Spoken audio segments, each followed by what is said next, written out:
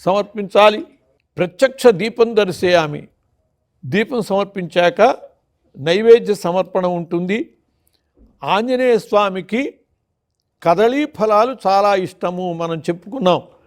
అంతేకాదు ఆంజనేయ స్వామికి పంచ సంఖ్యలో సమర్పిస్తే ఏదైనా ఇష్టం.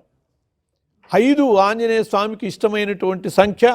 కాబట్టి ఇక్కడ కూడా భక్తులకి ఎదురుగా కనపడుతున్నాయి కదళీ ఫలాలు, అమృత ఫలాలు, కమలా ఫలాలు, అపూపాలు. ఆంజనేయ స్వామికి అప్పాలు చాలా ఇష్టం, వడమాల ధరించడం ఇష్టం, అట్లాగే నారికేళ ఫలాలు. ఇట్లా పంచవిధములైనటువంటి సమర్పణలు జరుగుతున్నాయి.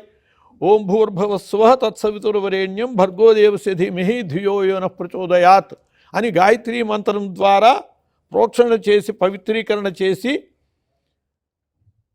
శ్రీ హనుమతే నమః అవసరార్థం నారికేళ సకల కదళీఫల అమృతఫల కమలాఫల అపూప మాషచక్రాన్ని వేదయామి.